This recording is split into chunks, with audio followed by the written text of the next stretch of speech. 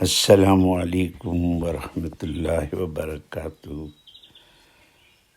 بھائی احمد جاوید اپنی self reflection کے لیے حاضر ہے، اور میں یہ اپنی ہی ایجوکیشن ہمیشہ سے تمنا تھی کہ موقع ملے گا تو میں خوب پڑھوں گا اور خوب سیکھوں گا، لیکن بس زندگی آڑے آ جاتی ہے۔ تو کل بیٹھے بیٹھے میں کچھ ارسطو کے بارے میں، ارسطاٹل کے بارے میں کچھ پڑھ رہا تھا، تو وہاں کوئی ریفرنس آیا کہ ارسطو نے انسان کو مین اے سوشل اینیمل کہا۔ تو میں نے سوچا چلیں اس کے اوپر دو چار سلائیڈیں بنا دوں۔ حزب عادت جو ہے، سلائیڈوں پہ تو دو چار لفظ لکھنے ہوتے ہیں، اور پھر ریکارڈ آن کر کے نا موبائل فون پہ میں اپنا گیت الاپنا شروع کر دوں۔ امید ہے آپ کے کان نہیں پکیں گے، اگر پکیں گے تو بے شک آپ اس کو ذرا وقفہ دے دیں، اور آپ نہیں بھی سنیں گے تو میں ناراض نہیں ہوں گا۔ یہ بس باتیں ہیں جو ہم بیٹھ کے ریفلیکٹ کر سکتے ہیں۔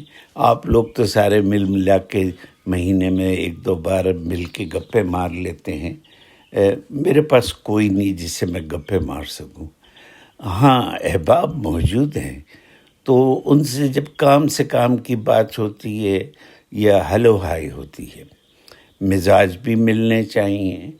اب یہ میری جو باتیں ہیں کسی ایک شخص کی طرف نہیں ہیں، لیکن مجمع کا فائدہ یہ ہے کہ ہماری باتیں آپس میں ڈسٹریبیوٹ ہو جاتی ہیں، اور ایک انعکاس یا ایک ایکو کی طرح سے صدائے باز گشت جسے کہتے ہیں وہ گھوم کے، تو مجمع کا یہی فائدہ ہے، دوستوں کا یہی فائدہ ہے، اور ملنے ملانے کا یہی فائدہ ہے۔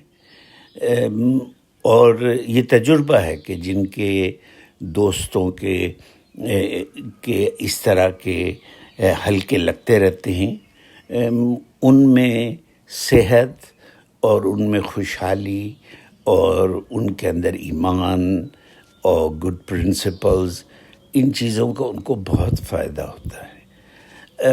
واٹس ایپ پہ بات کر لینے سے اب کیا کریں، آپ بھی بزی ہیں، میں بھی بزی ہوں۔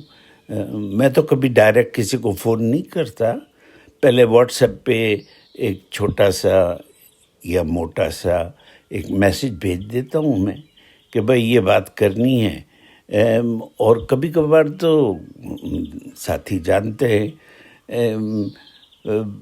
سامنے والا فارغ ہو کہ نہ فارغ ہو، میں 2-3 گھنٹے کی اپنی باتیں کر لیتا ہوں اور بسم اللہ کر کے بھیج دیتا ہوں۔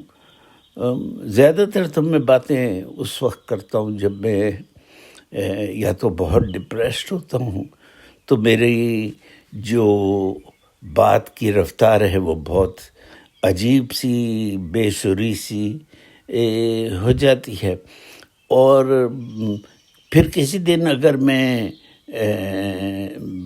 ڈپریشن سے نکلتا ہوں تو میں چہکنا شروع کر دیتا ہوں۔ تو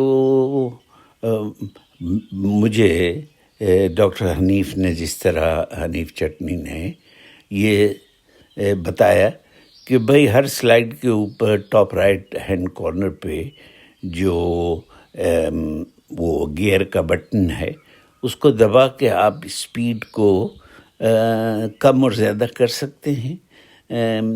میں بہت سلو بولتا ہوں، اور اگر کوئی بھی سننے والا اس کو ذرا جلدی سننا چاہے تو نارمل اسپیڈ 1 ہے، اس کو 1.5 کر لیں آپ۔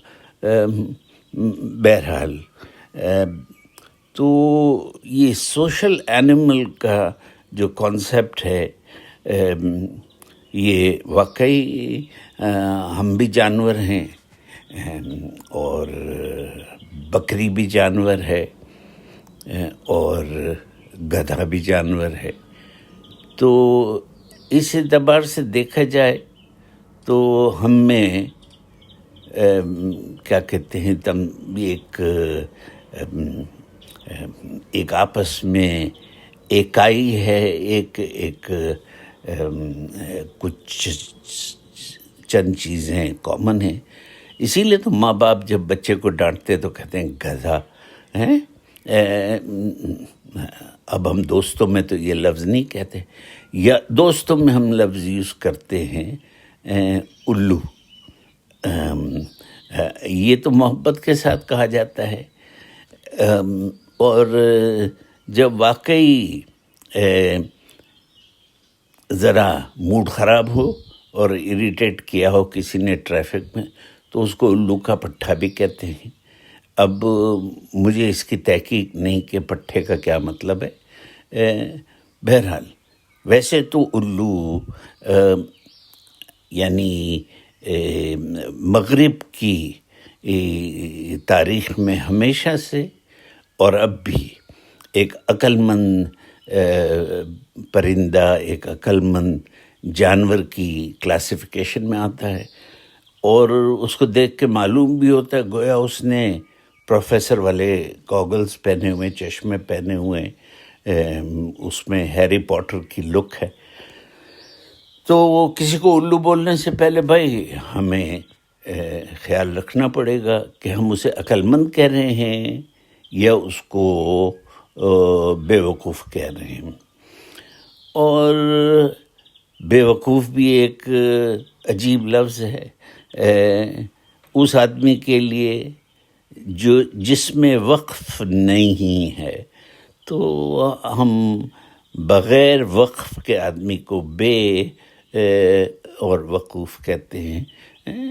لیکن اس کو بھی اگر ہمارے منہ سے نکل جائے بے وقوف کسی کو کہتے ہوئے، تو ہم اس کی اصلاح کر سکتے ہیں. ہم انہیں کہتے ہیں بھائی آپ ذرا اتنی تیزی سے جا رہے تھے، میں نے کہا یار تم تھوڑا وقت لے لو، سوچ کے بات کر لو، بغیر سوچے جو ہے نا تو تڑاک تو نہیں کرو یار. تو اب بات ہو رہی تھی جانور کی، تو جانور میں نے یہ عرض کیا تھا کہ گدھا بھی ایک جانور ہے، اور وہ بہت قیمتی جانور ہے. آپ کو پتہ ہے انگلینڈ میں یہاں پر جب ریوڑ رکھے جاتے ہیں تو ایک تو ان کی حفاظت کے لیے کتے بھی رکھے جاتے ہیں، لیکن ان کی حفاظت کے لیے ایک گدھا بھی چھوڑ دیتے ہیں. اور گدھا جو اس کے اندر ایک کمانڈ اور لیڈرشپ کی کیفیت ہے، وہ کسی بھیڑ، وہ جو آتے ہیں ولف یا فاکسز جو آتے ہیں، انہیں اردو میں کیا کہتے ہیں، بھیڑیا کہتے ہیں یا لومڑی. ہاں، تو ان کی وہ جو ان کو لات مارتا ہے وہ تو، اور کتے جو حفاظت کے لیے کسان استعمال کرتے ہیں، اللہ کی شان ہے. وہ تو آپ خود ہی دیکھ سکتے ہیں ویڈیوز پہ کہ کتا کتنا کام دیتا ہے. اب یہ ساری چیزیں اچھی ہیں اور ہم سے اس کا تعلق ہے، اسی لیے ہم اس کو ریفرنس دیتے رہتے ہیں. مجھے یاد ہے میں پیدا ہوا تھا ہندوستان میں، گجرات میں، یہ احمد آباد کے قریب جو ہے ایک گاؤں ہے دھورا جی، جس کے نام سے وہ کالونی ہے کراچی میں. تو وہاں میں جتنی بھی اپنے بڑے تھے اور بوڑھیاں تھیں، یعنی نانی کی بھی مائیں یعنی پر نانیاں، تو جب بھی ہم جائیں ہر ایک کے احاطے میں بکریاں ہوا کرتی تھی. مرغی اور خرگوش تو عام تھے، لیکن بکریوں کے اوپر زور ہوتا تھا، اور بکریوں کا دودھ پیا کرتے تھے، کیونکہ بکریوں کے دودھ میں اس لیے شفا ہے. اور ایک تو آپ صلی اللہ علیہ وسلم صحرا کے اندر بکریاں خاردار جھاڑیوں کو اور کانٹے والے جو درخت ہیں ان کو بھی صفا چٹ کر جاتی ہیں، تو وہ فیزیبل ہے ان کو رکھنا. گو کہ وہ لوگ اونٹنی کا دودھ بھی استعمال کرتے تھے، لیکن بکری کے دودھ کا تو ہم نے آپ صلی اللہ علیہ وسلم کی جو زندگی کے بارے میں، سوانح حیات کے بارے میں ہم سنتے آ رہے ہیں کہ ہمیشہ بکری کا استعمال ہوتا. اور میں بھی جب پاکستان میں میٹریکولیشن کا وقت آیا تو اس وقت میرے استاد کو پتہ چلا کہ میرے دادا جی کے چھوٹے بھائی حیات ہیں، اور ان کے یہاں 2 بکریاں رکھی ہوئی ہیں، ان کے یہاں ہوتی ہیں. تو انہوں نے مجھ سے کہا کہ تمہارا اب کیونکہ دادا کو تو میں نے دیکھا نہیں، میری پیدا ہونے سے پہلے ہی اللہ کو پیارے ہو گئے، لیکن مجھے انہوں نے کہا کہ یہ جو دادا کے جو چھوٹے بھائی ہیں ان کو آپ دادا ہی کہیں گے. تو اپنے دادا سے کچھ مراسم ہیں، کچھ دوستی ہے. تو میں نے کہا حضرت اب تو کوئی بڑا رہا ہی نہیں، یعنی میرے دادا کی ایج کا. تو انہوں نے کہا بھائی ایک کامن ٹرم یا کامن ایشو ڈیولپ کر لو، اور ان سے تم بات چیت بڑھاؤ. ایک تو وہ تمہارے بڑوں کے بڑے ہیں، اور وہ حکیم بھی ہیں، اور بہت بڑے تاجر بھی ہیں.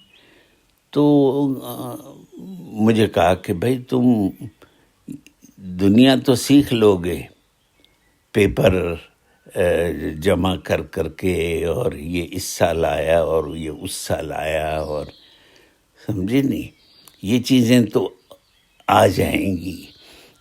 لیکن ان حضرات کی کمپنیاں جو ہے اور اپنے بڑوں کی داستانیں، کیونکہ جو یہ آپ کے دادا حیات ہیں، ان کے بھی باپ ہوں گے، پھر ان کے بھی دادا ہوں گے، پھر ان کے بھی پردادا ہوں گے، اور وہ سارے دھوراجی خاندان کے اطراف میں جتنے بھی گاؤں دیہات ہیں، اور ہماری آفسیں جو ہے سارا کاروبار بمبئی میں ہوتا تھا.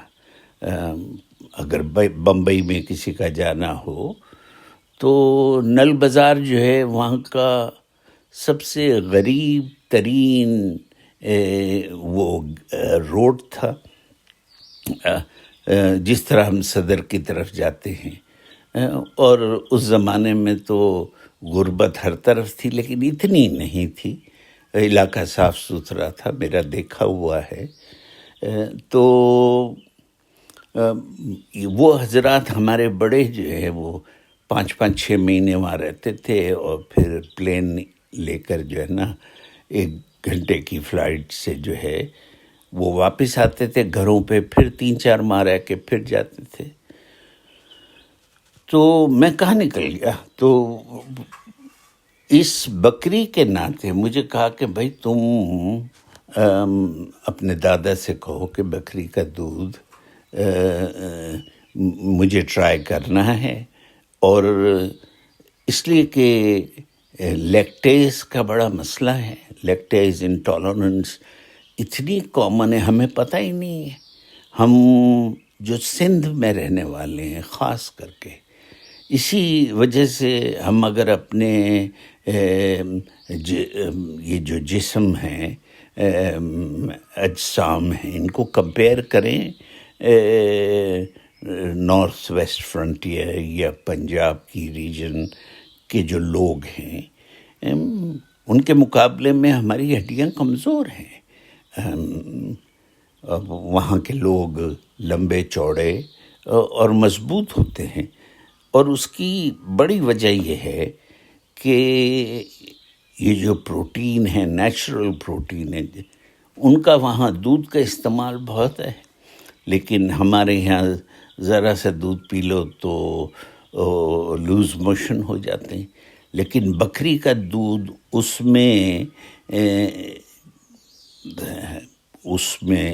اس کو ہضم کرنے کے لیے اتنے زیادہ لیکٹیز کی، اور اس میں پروٹین اتنا سارا نہیں ہوتا جتنا بھینس کا ہے.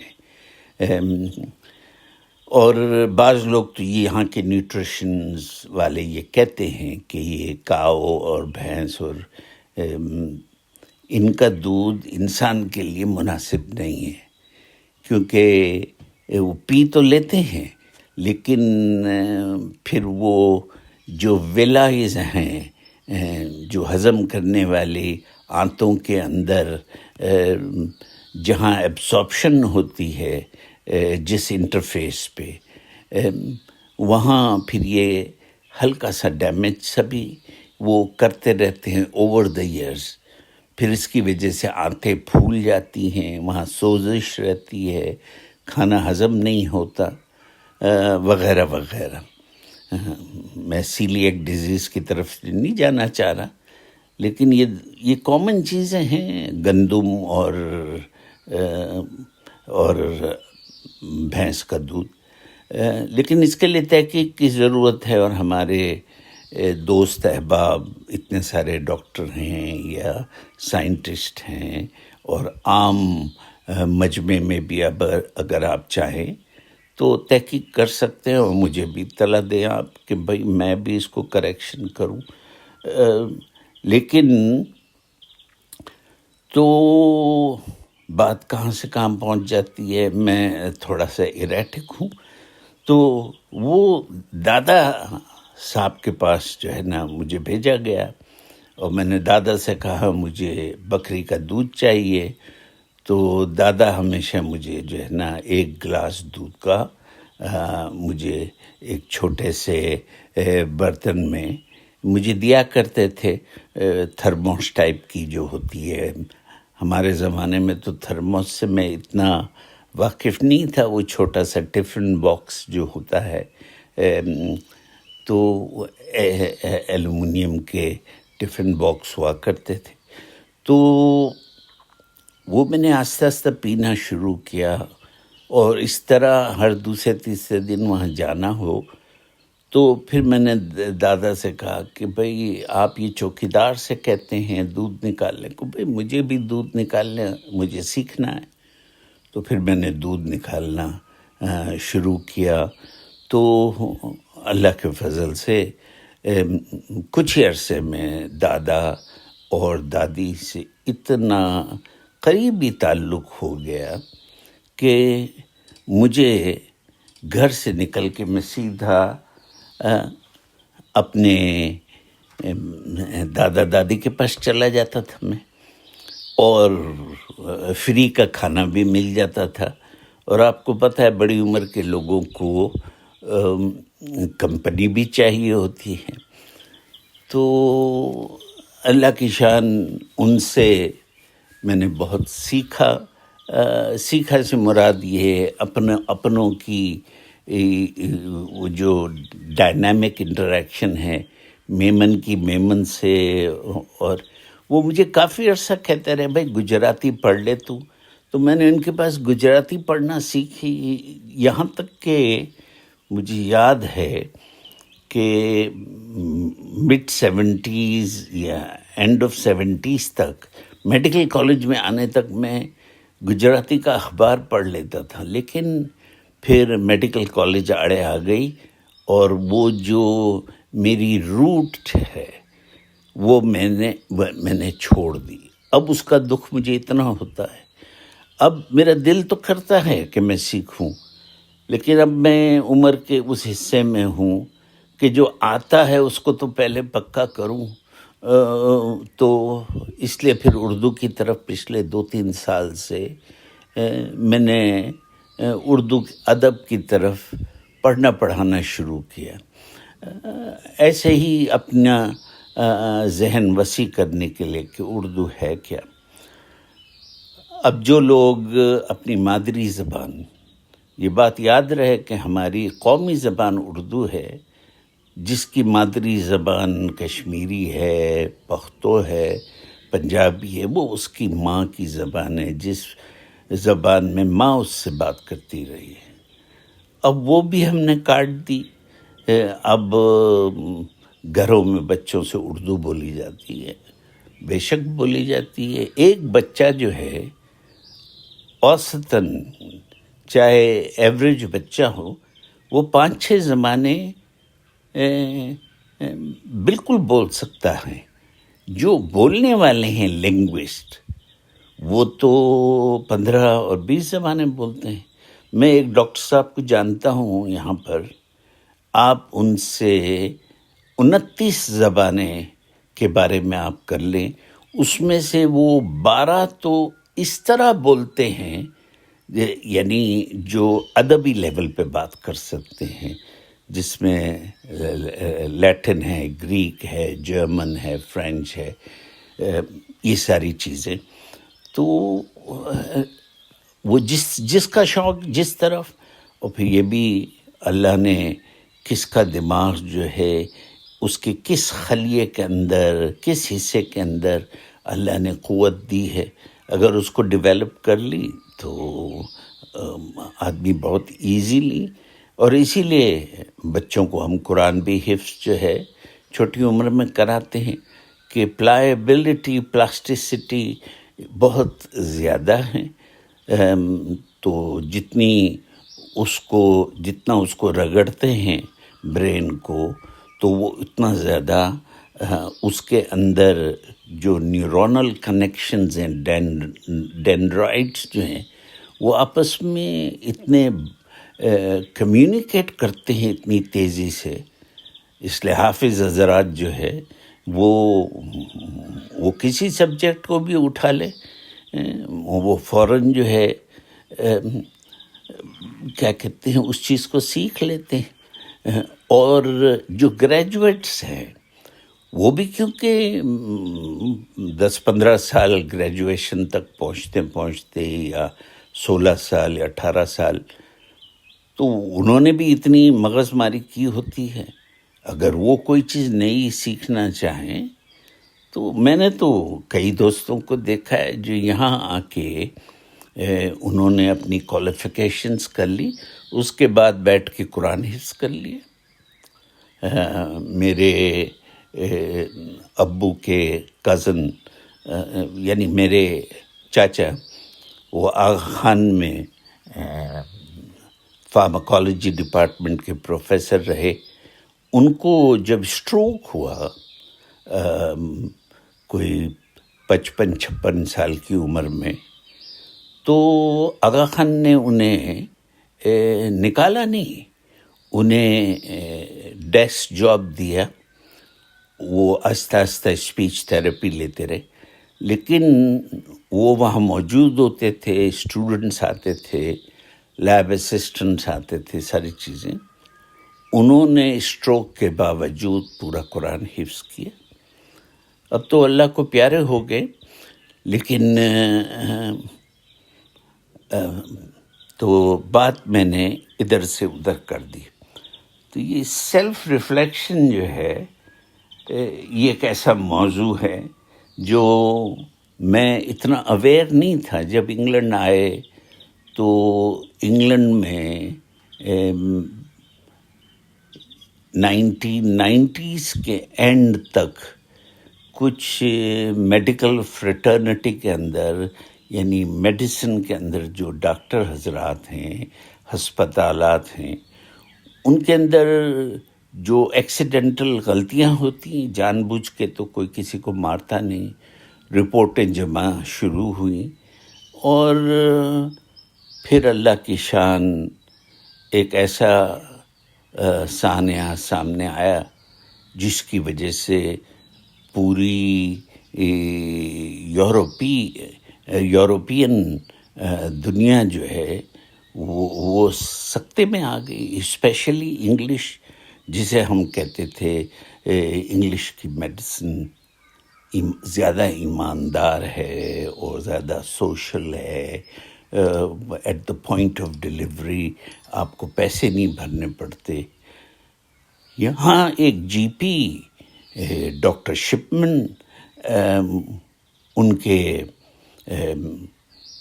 وہ پکڑے گئے، یعنی 20-30 سال کی پریکٹس کے بعد وہ پکڑے گئے اور پتہ چلا کہ انہوں نے کنفرم 250 بوڑھے لوگوں کو انجیکشنز دے کے ان کی زندگی کیا کہتے ہیں پاسبلی یوتھنیزیا کے پوائنٹ آف ویو سے، یا پھر ایک ان کے اندر ایک انسٹنکٹ تھی کہ ان کو قتل کرنا ہے، جو سیریل کلرز جس طرح بن جاتے ہیں،